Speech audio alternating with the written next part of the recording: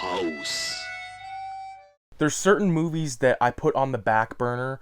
Like for instance, when I first got John Woo's The Killer and Hard Boiled, those were like some of my very first Amazon purchases of all time.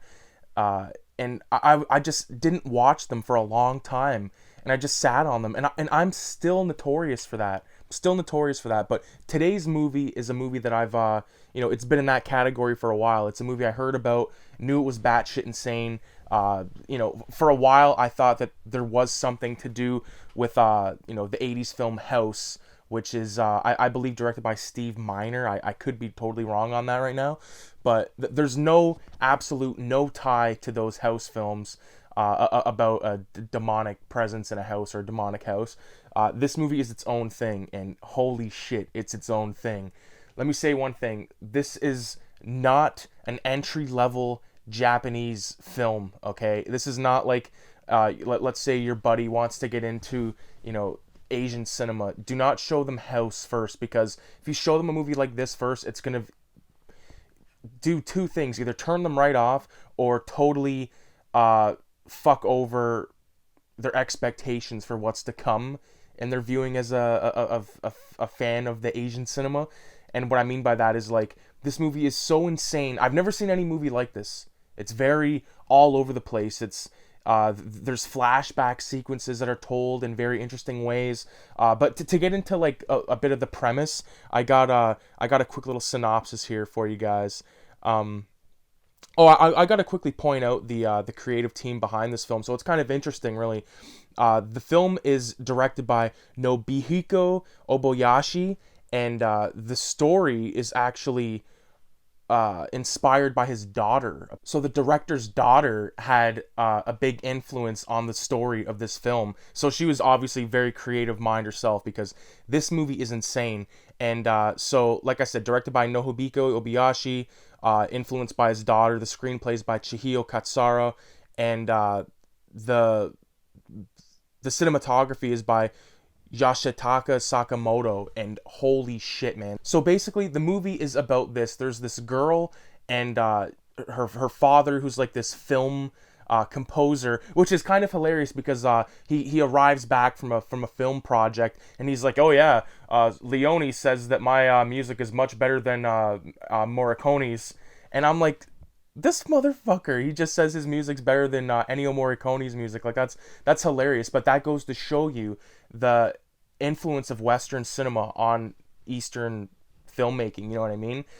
So very cool. I like that. But basically, now that this father's back, he's got this new girlfriend. The daughter not into it, and she decides she wants to go off to the hometown of her deceased mother and visit her aunt. And she brings like 6 of her friends, and they all have varying personalities. Like, one's really super smart, one's like a kung fu expert, one's filled with fantasy, one chick loves to eat. Our main chick, her name is Gorgeous, because she's always like putting makeup on, and they all have these different traits, right? And I really like that. They kind of set it up really cool. Kind of like in the film Female Prisoner Scorpion Jailhouse 41, which is the sequel in the series.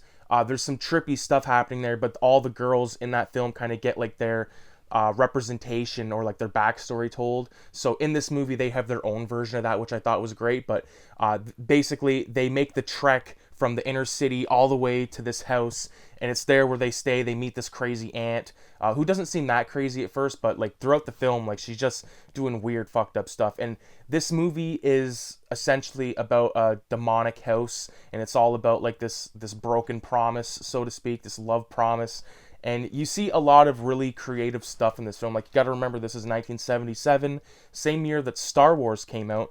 Practical effects in this film, not even close to Star Wars, but what they did is spectacular, because pulling the kind of stuff they did in this film is great. Like, there's a scene in this film where there's an eyeball in a mouth, not to give too much away, and the eyeball moves with the eyes at one point, and it just looked so badass, man. This is not the kind of movie for the faint of heart, I gotta say that. It is pretty not cut and dry, but the story is pretty linear for how messed up it is, if you know what I mean. Like, this is a complete, totally off-topic reference, but the movie The Brady Bunch, There's like two movies about the Brady Bunch show from the 70s that were released in the 90s, and in the sequel there's a scene where the housekeeper eats a bunch of magic mushrooms and ends up going into the fridge. Well, in this movie there's a scene where this chick walks into a fridge, and it just reminded me of that so much. So really good stuff. The acting is spot on. There's like I said, all these different personalities to bounce off each other, and it's really cool to see some good kills in some interesting ways. Like there's a demonic doll. There's a piano that just totally goes ape shit on one of the girls. Like literally, it's it's fucking crazy, man. It's a good movie. Like I'm sitting there, I'm watching with my girlfriend. We're watching it, and we're just like, what the fuck are we watching? But it was so addicting and so interesting to look at. It's just unlike anything I've ever seen before. But what I was gonna say earlier was, the way that they structure these flashbacks in this movie is very weird, man. Like but interesting is how, like, but very cool. You know what I mean? Like there's a part where they're telling a flashback, and you can see like the 16 millimeter film strips, like the sprockets on either side of the film strip, or on the one side of the film strip, like, and it's just moving, and it's just like, what the hell? It's a very visual spectacle to behold, or to be held, you know what I mean? I really enjoyed it. I think this is a must see for maybe not beginner film goers, but if you're ready to take that plunge, like, if you've seen a movie like Riccio, or maybe you've seen The Female Scorpion Prisoner, especially the sequel, the second installment, like, and you want to delve further, check this one out, man, because it's pretty messed up, and but it's the perfect blend of